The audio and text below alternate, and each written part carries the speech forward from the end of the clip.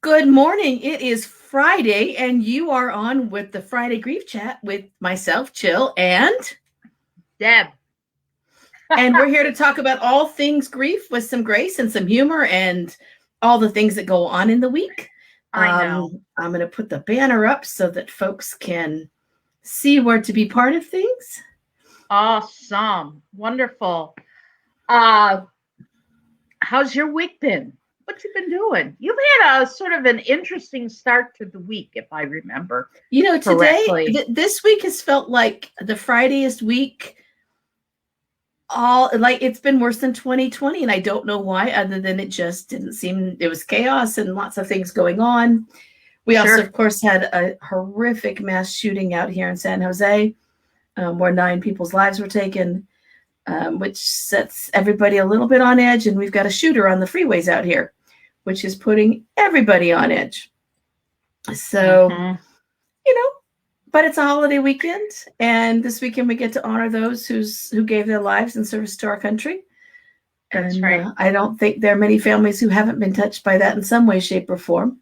Do you have veterans in your family, Deb? I do. My extended family a lot more, and both my dad and my uncle. Daryl's brother is a veteran. He's still alive, but the other 2, of course, had passed. And his uncle, Daryl's uncle, was lost at sea in the Navy during World War II. So you do have someone to honor Memorial Day weekend. Right. He was lost at sea. You know, I've been thinking, and someday I'm going to be talking about the spirituality of memorials and Memorial Day. You know, I think it's not just a time to to honor those that have died. This country is way too good at memorials. I wish they would keep them alive to begin with. However, so good at memorials. I mean, I haven't seen September 11th memorial, which is not, hi Mary, which is not have to do with veterans, but I have seen all the memorials, the nurses that have fallen, the Vietnam War memorial, the Korean War memorial, and then I've seen other memorials, such as the one in Oklahoma. I've seen the one with the empty chairs in Oklahoma. Yes. And part of me goes, I'm glad we're honoring those people. Yes. And the other part of me goes, yeah, but, or should I say, yeah, and what have we learned to make our lives better from honoring those that gave? I mean, what does it mean to give your life to your country? It's a good death. So it's a horrible death. And it's, how can we honor them even more with how can we really honor someone that was fighting for freedom in this case, or the memorial that they had for, I don't know if people have seen it on Facebook, Normandy, where they sketched all these thousands or hundreds, I'm sure there were hundreds, I don't know how many people died at Normandy Beach, but oh my goodness. And to take that moment and how can I best honor you for serving us? You know what I mean? When I look at those memorials, and I love Washington, D.C., so whenever I'm there, I walk the mall, and the World War II memorial is just phenomenal. It's breathtaking. If folks haven't been there, it is just breathtaking. Right. And my dad served in World War II. My uncles, my great uncles, and then my father-in-law served in Korea. My brother-in-law and late wife were Vietnam era, and my brother-in-law did 2 tours in Vietnam. But the World War II one has a poll for every state and every territory. And then it has the listings of everybody who gave their lives from those states. And, oh, thanks, Mary.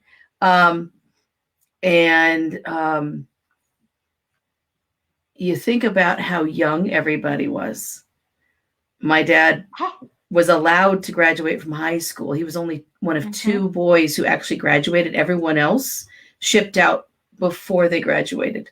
They kept him because he had some potential and they wanted to fulfill it. And he was told when he arrived at boot camp that they were closing down the European theater, but there was still the Asian theater. And they were told, if we have to invade by land, all of you are considered you're going to be the ones that the Marines walk on, because you're going to take up all the bullets for the folks coming behind you who are going to really fight the battle. And he was 18. And he didn't think twice, because that's what you did. But you see those pictures of the guys tumbling out of those boats at Normandy. And some of them didn't have whiskers on their faces yet. And there they were. And many of them didn't go home. And I just think we need to not only honor their deaths, but we need to honor the lives they didn't get to live. Right. We need to include them in our thoughts and in our activities. And, just like we have our people who've died in our lives on our tree, if there are people who didn't get to live those lives, they need to be honored too and remembered and their names spoken. Exactly. And how do you do that in this day and age? Yes, we can put things on Facebook, but we have the cemeteries are now being covered in flags. And for those who don't know, Memorial Day is just for those who've given their lives in service of their country. And it includes all the branches of the military and the Merchant Marine, because they were active members as well for the war effort. So all of the 5 branches plus them. Yeah. And anybody who's in the cemeteries because they died in time of war, they get their flag, but they should be remembered, and maybe make sure that you're going and marking that spot for your loved one and teaching your kids and grandkids about them. My great uncle was a Pearl Harbor survivor, and he lost lots of friends. My dad lost friends there too, but my great uncle Everett was actually on board ship when the bombs came down. And he went to gatherings of vets every year. And they just needed to be together. They didn't speak about what happened unless they were amongst themselves. But that's where they spoke about the friends who didn't come home. If for those of you who may know some veterans, and this is also a time to say thank you again for your service. I'm glad you're with us. It's like walking history. And I'm sorry you had to experience it, even though many of them were drafted, but be there by choice or not, you were there. I'm sorry you had to witness what you did. We had a member of our church who was in the German theater, and he was there for the most horrific battles. And on Veterans Day, when we would do everybody who's a veteran stand so that you can be recognized and honored, and they were each given a red flower, he just stood and cried up until he could no longer attend church because of dementia, because he still had active PTSD from the sounds, the experience, the friends, all of the pieces. He sat and talked with me once for a while about it, and it was just still so present for him. And he remembered his friends who died, but he said most of their, we're all dying, and they didn't have kids. They have nobody to remember them. Right. Yeah. And, even if you walk through a cemetery, there is, Brittany Nicole just wrote, I learned yesterday that the fag protocol is half mass until noon and then full mass to honor those who fell, but then raised to show the loss meant something. I had no idea. Thank you, Brittany. Thank you. Yeah, I had think no we'll idea. do that at our house on Monday. One of the things that, and maybe you could look this up, Jill, while I'm talking about it, has to do what coins you leave at a soldier of any kind, Marine or whatever, what coins you leave at their tombstone. And each coin means something. Like Jewish people leave rocks, right, to say you were there. Well, if you are a member of the military, you actually leave, like a nickel means something, a quarter means something, a dime, a penny. And each thing represents what branch of the military. I think that's what it is. Have you found it, Jill? Do you see what I'm looking at? There it is. Stand by. And she will for the tradition of leaving coins on the headstones of military personnel traces back to the Roman Empire. A coin left on a headstone or at the gravesite is meant as a message to the deceased soldier's family that someone else has visited to pay a request. A penny at the grave means that you visited. A nickel, that you and the deceased trained at boot camp together, while a dime means you served with them in some capacity. A quarter, you are telling the family you were with him at the time he died. Exactly. Who knew? So, I learned this when I went, I forget which cemetery, national cemetery it is, in St. Louis. And when my uncle was interred there, and he's cremated, so he's put in a wall. But in between the wall, there's, like an inch or inch and a half, and people leave coins there. Isn't that a beautiful way to get a message to somebody that I care, I visited, and I remember? Especially if you're putting a quarter, I was there when they died. Right. Wow. I like I said, how do you best remember people who have died giving their life for this country? I think about, what do they do in other cultures? What do the Japanese do? I mean, they were fighting too, right? I'm not saying who's right or wrong or how this came about. Everybody served in the name of their country. What do Russian soldiers do? What do German soldiers do? What are the cultures? And the fact that they died, that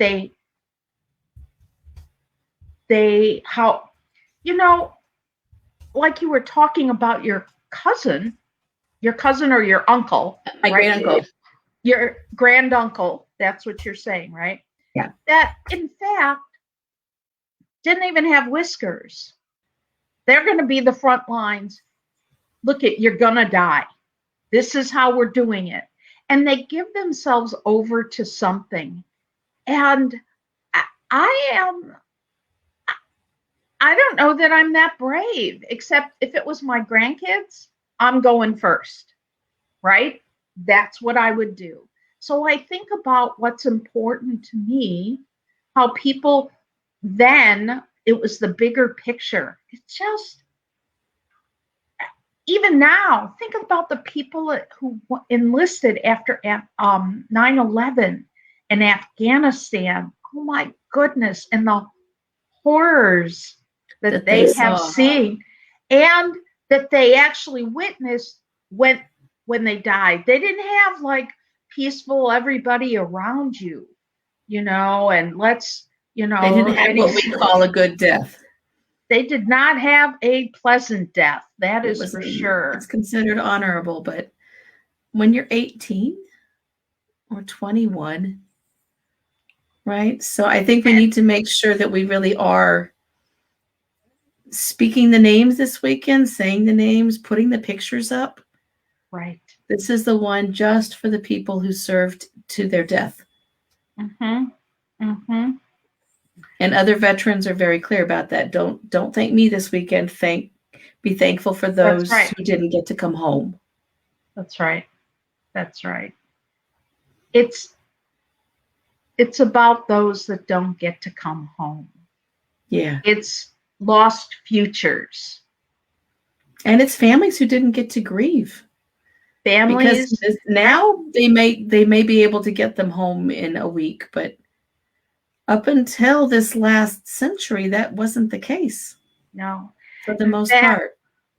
I bet in other people's communities, not St. Joe, where I live, St. Joseph, but in another community around here, I think recently a World War II veteran, they finally got the body. They identified the body wherever it was, and that person came home. So the granddaughter, who is now very old, not old, but older, that's who received, celebrated, and put forth. And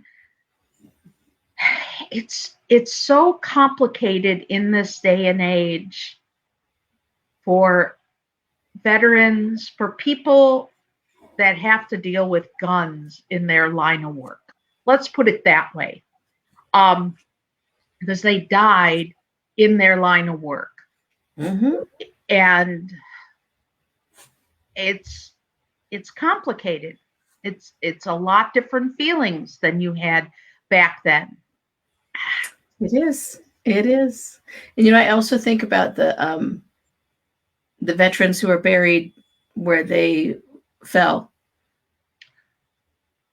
Like there are some beautiful cemeteries in France and England, France especially, right. France and Germany, and they have veterans of all nations there. Mm-hmm. And those communities tend to adopt those folks, and they a family will adopt a veteran in that cemetery, and then that veteran gets passed down.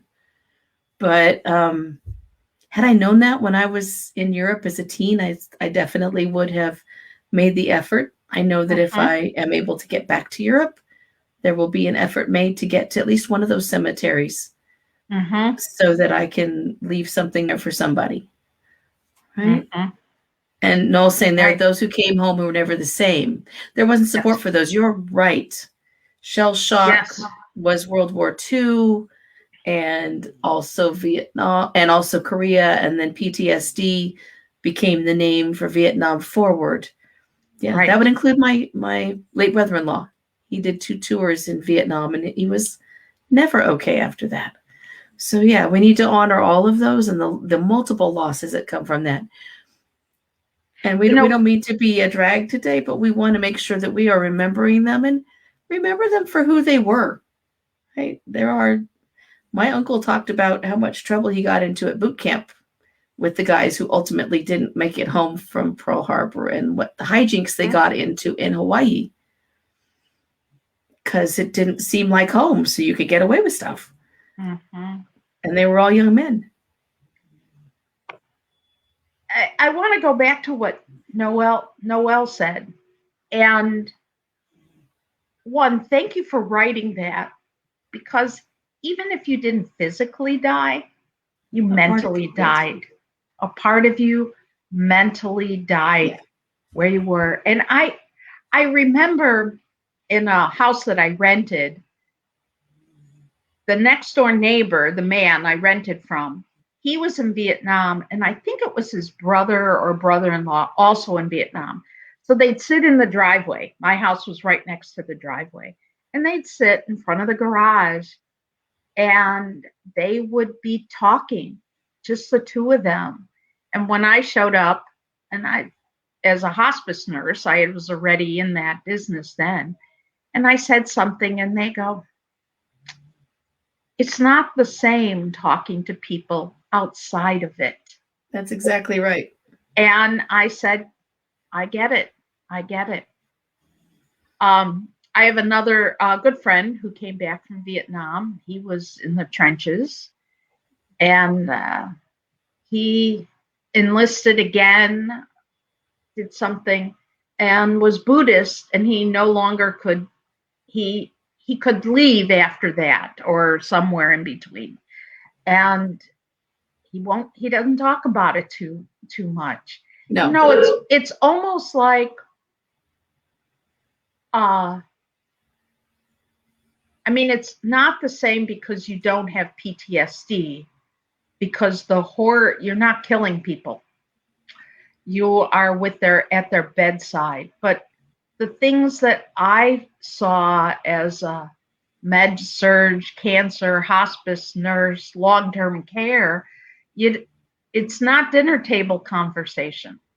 No, I had a beloved hospice patient. He and his wife were both on hospice at the same time. And he gave me permission to talk about him after his death. He was a Korean War vet, and he had permanent frostbite on his toes that hurt whenever the weather changed, and especially when it got cold out. Mm-hmm. And while we were serving him and his wife, we were also in a time of conflict, and there was an escalation in one of the Gulf Wars. Mm-hmm. And I came in one day, and he was just like, the tears were just coming down. He was trying to bottle it up because I was there. And he said, every time I see that, it takes me right back. Mm-hmm. And people don't know. I mean, you see MASH, but you can't feel the cold. Right. And we talk about that because my father-in-law is a vet from that era, and he served in Korea. And we were having lunch the other day. He loves to watch MASH. He worked in a MASH unit. And I said, how cold was it? Because this guy I knew and just adored. He said, oh yeah, lots of people lost hands and feet. It was so cold there. Mm-hmm. That's not portrayed. He said, no, because nobody talks about it. Absolutely nobody talks about it. But they will talk about it amongst themselves. Right. And it's an insular system. And applying that to grief in general, you know, it can be an insular system. But the military is also a family. You know, when you are serving, your unit is a family. If you're on ship, your ship is a giant family, and then the different units within the ship are family. And then the families at home make a family who are on base together or connected together. So every loss hits these multiple family systems. Right. And fortunately, they're able to support each other. Unfortunately, those of us outside don't see it. And so it looks like, oh, they're military. They're used to this. No, they're not. They're not. No. This hurts them as much or more as it hurts all of us. Exactly. They're just holding it in. They keep it in their family unit. And they only talk about it or joke in their way. Gallows humor, that's what I would call it. Gallows humor around, like I was describing my next door neighbor, around their own little campfire. Right. And you know, you see this portrayed a lot on TV. The wife will say, talk to me. And they're not able to. You know, you're trained to guff it up, the old term, hold it in, and use that energy to keep on fighting. And there's a definite conflict now in the military with, we recognize just how many horrendous numbers of suicides we're having in our military vets. That's right. And so they are told by the military to reach out, and yet there's also a definite issue if you do reach out in terms of being able to continue to serve. Right. And that's a hard conflict for them. The conflict comes from, and just think about anybody, you feel weak if you cannot guff it up. You It's like a feel it. therapist saying, I need a therapist, but it's a lot worse That's because they've seen absolutely so much horrific stuff. right. Right. Mhm. And so they want you to. It's really do I have one around here? It's like those finger traps. You Yeah. know, they're pulling, pulling, pulling, and they want you to relax. But if you relax too much, if you lean into that pain, they're afraid they're going to feel so much. Mhm. And then they won't be able to do their job. So what do? They pull, pull, pull till it snaps, and that is the death that occurs. And Yeah. it's like I said, how can we best support, honor, and still change the culture of, if you don't want to die for your country, you don't have to, you know? I It's mean, voluntary, but if you have someone who does, how do you honor them? how do you honor that choice and how do you support the family? For those who don't know, if you see a family with a gold star outside on a flag outside their house this weekend, Mm-hmm. Someone who died, right? serving, that's the Oh, gold. are they That's the families. serving or died? Those are the ones who died in service. That's the That's gold right. star families. So Mm-hmm. look for those gold star families and ask them about their loved one. Ask them what Mm-hmm. they miss about them. Ask them what made them smile. Right? Right. Right. Right? Mary said they are also afraid they won't be an accepted loved one if truth were spoken, Yeah. basically. Mm-hmm. And that's right. If they knew, because look at Bibles say killing another person is bad. And then these people go in and kill mothers and children. Not by choice. No, Not something no. they would choose to do. And Mm-hmm. so there's that dichotomy. They can't talk about it. Maybe You ask know, them who. Maybe ask that vet who witnessed these things who they can talk to. Do they still have those military ties where they can connect and talk about it? mm-hmm, And it mm-hmm, doesn't have to always be serious talk. Sometimes they just need to hang out, and that's healing all by itself.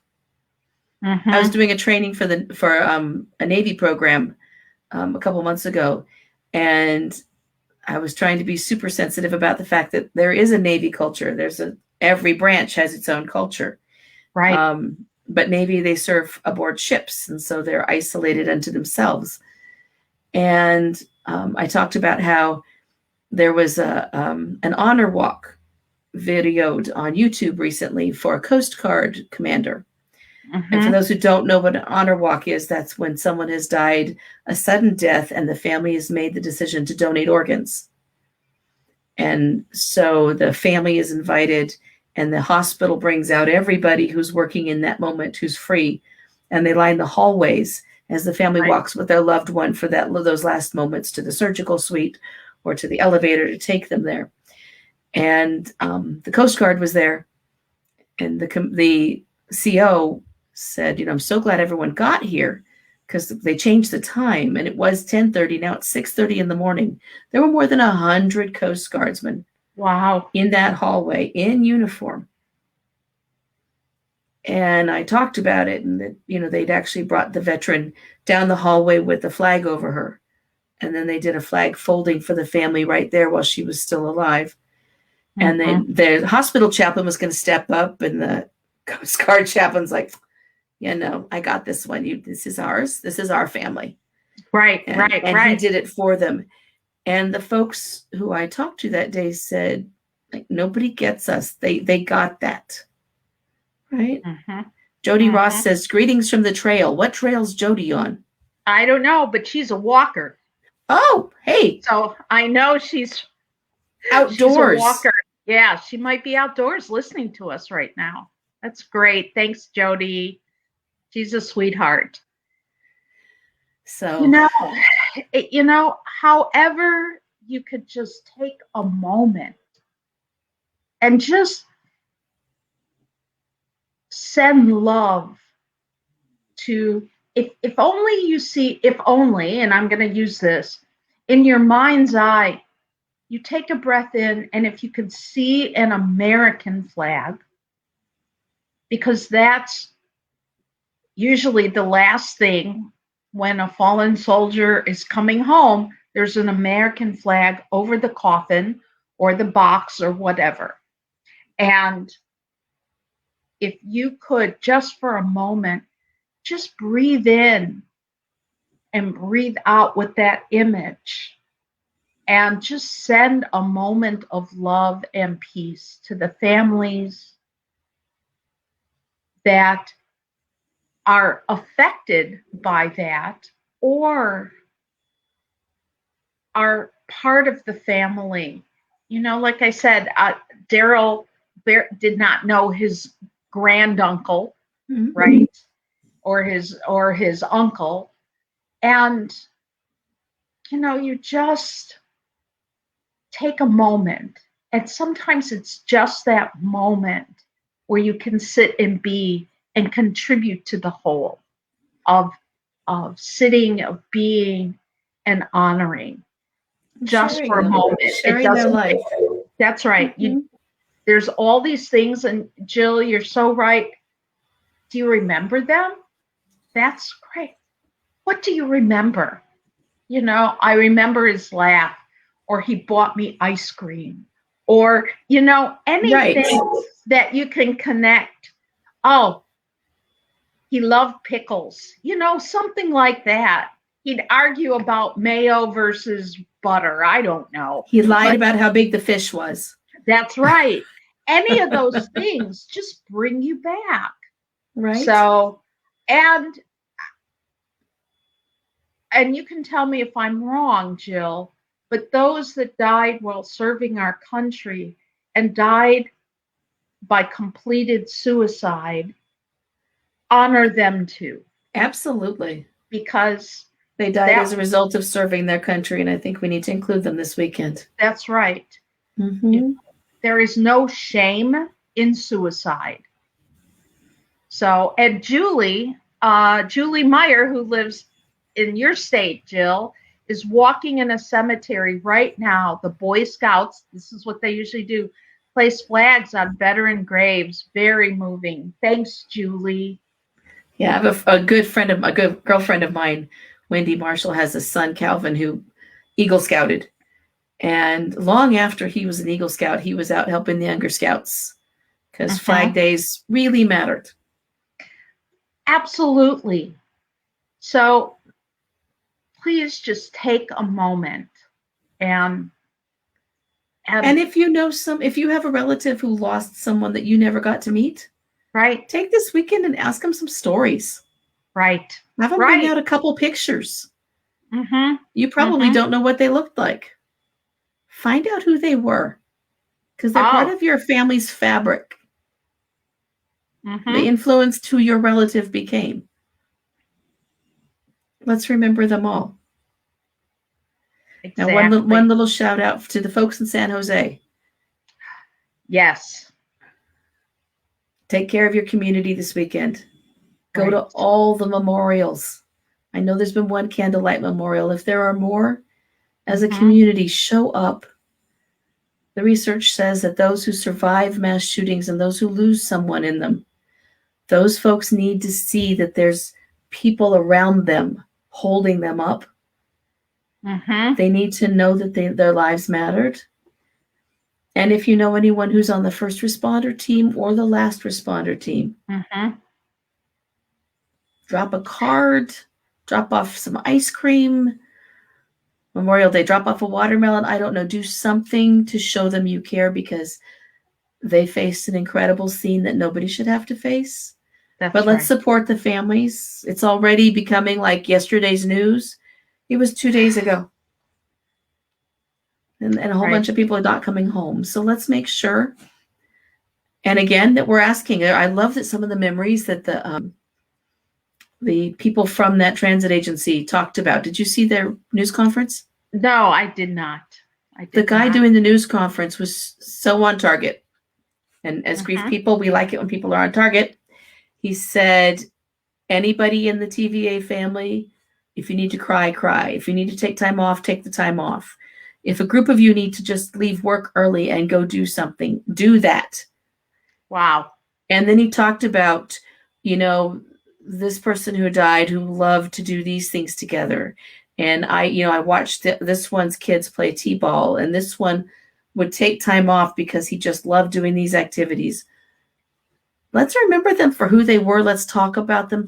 If you know anyone, even if you're far across the country, we are not 3 degrees of separation anymore. Mm-hmm. We all know people in all the areas. Reach out and tell them you're caring about them. Support them next week when all the funerals start. Mm-hmm. Yeah. We got to close on something more positive, Deb. Think of something.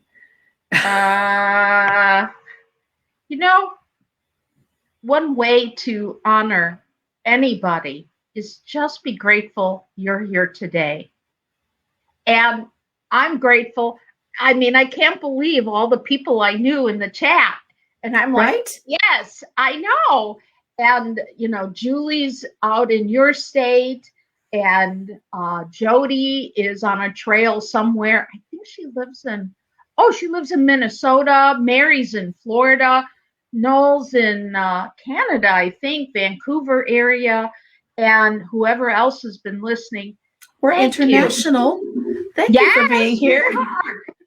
And yes, just thank you for being here. This means a lot to Jill and I. And also, we get to share. We get to connect with you. We get to connect with veterans. We get to connect with people who have really died. Because in my book, we're all energy anyway. So we're all connected. There you go. Keep it that way. Yes. Yeah. And let's join our outdoor walkers. And Julie, you've given us all an inspiration. Everybody outside, go look at the sun if it's sunny where you are. I understand wherever they're having is it the Indy 500 today, this weekend? Oh, in Indianapolis? It's raining there, apparently. Yeah, it is. So go out under your umbrella and breathe in the smell of the rain because it's awesome. Oh, it's cleansing. Right, it's a beautiful thing. Go out and enjoy your weekend. Remember those who aren't here with a smile and with some good memories. Right. And thank you again for all being here. And we'll see you next week. Next week, are you gone, Jill? No. Next week I'm here. The following week I'm gone, and we will have a guest on the show.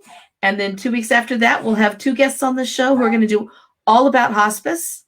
So that's great.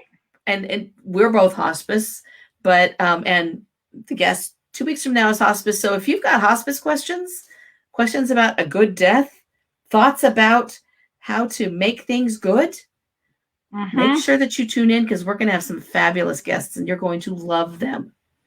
And they tell it like it is, which is what we love. Thank you, Mary. Have a good Memorial Day. All right. Bye-bye, everyone.